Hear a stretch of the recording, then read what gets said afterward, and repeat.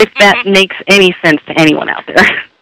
Yeah, well, you're not like exactly on the coast, so Right. one assumes, you see, when they say to me, because I live in New Jersey and I do live right on the water, and when they say to me, guess what, you're getting hit with the hurricane full blast, I know we're in trouble.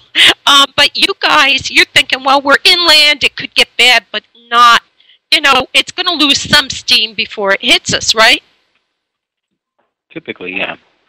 But the other factor is that New Orleans is such a weird little spot, based on its location on the Mississippi River, that a truly cataclysmic hurricane would actually have to at least reach the mouth of the Mississippi to do the level of damage that would be considered enough to wipe out New Orleans, if that makes any sense, which the chances of that happening are rather small.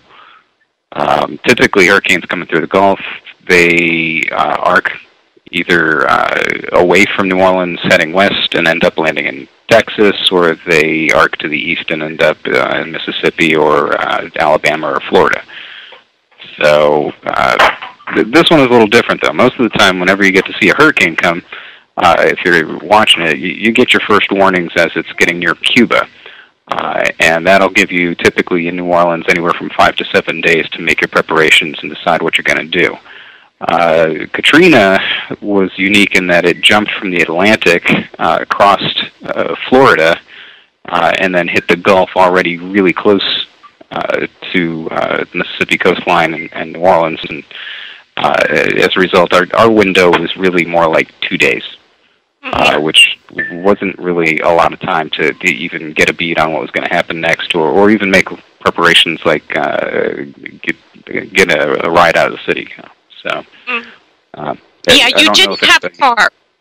Right, and I'm not sure if everybody listening knows this from the previous time that we spoke, but we were living in the French Quarter, and I worked in the French Quarter, and I walked to work, and it was actually more expensive to have a car in the French Quarter than it was to have an apartment in the French Quarter, so we chose not to have one.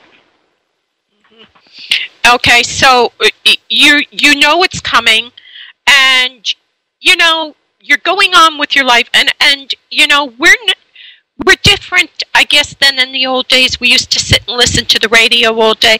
Today, people can go all day and not catch the news, and they're running the kiddies here, and they're doing this, and they're doing that.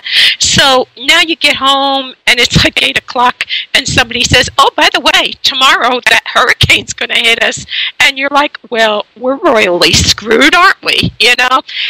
Bridget, you were expecting, right? Yes. Yes, I was. How far along? I think about 2 months. 2 months. I was 2 months pregnant. Which was worrisome once we were actually in the hurricane and the aftermath, because from my understanding, women secrete a hormone that can actually cause you to abort your fetus in times of great social duress or stress or wartime. So we're lucky to have our little baby with us. Well, she's not a baby now, but yeah. Actually, stress will, because I know I've lost a child. Stress will cause the uterus to contract, causing the nourishment to pull back, and the child can suffer that way too. And that's why they try to say, just relax, don't get upset about anything, just think of lovely fields. But you're looking at a hurricane that now is huge coming at you, and what was it at this point? It was like a Category 3 or 4. I think it was actually a Category 4 at that point, and there were some projections that it might reach Category 5, which had not happened in a really long time.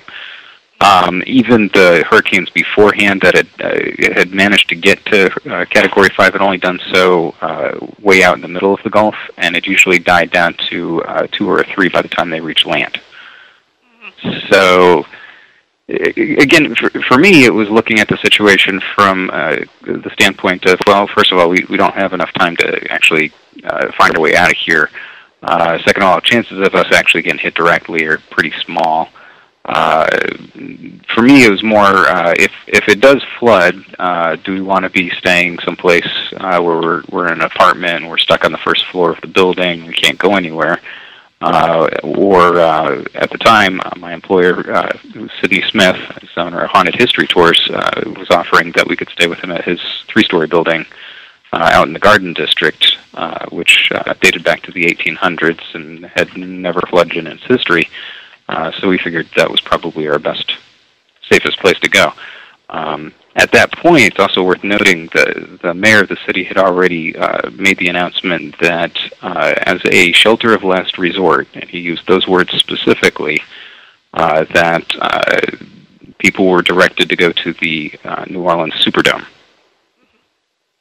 And we were already seeing people packing up their stuff and leaving the French Quarter in the direction on foot to get to the Superdome as we were making our preparations to stay with Sydney Smith. Well, that was kind of eerie in itself when I actually opened the door and went outside and saw the tour. It was mainly what I believed were tourists who were walking out of the French Quarter with their suitcases, and the French Quarter looked like a ghost town. Do you remember that, Matt? Yep. It was just most of the hotels shut down, and they did not allow their guests to stay in the hotel for the hurricane. They literally kicked them out of the building. Kicked them out of the building, and I remember feeling deep inside, this is not good. We are not headed there. No way. I mean, Matthew and I both knew, no, that is death. There's just no way. Superdome. Excuse me, the Superdome was opened like 7 a.m. on the 28th of August, Sunday. And that's when they started opening it to people to come for protection. Mm-hmm. And so you made the choice not to go there? That's correct. That's correct. Absolutely not. No.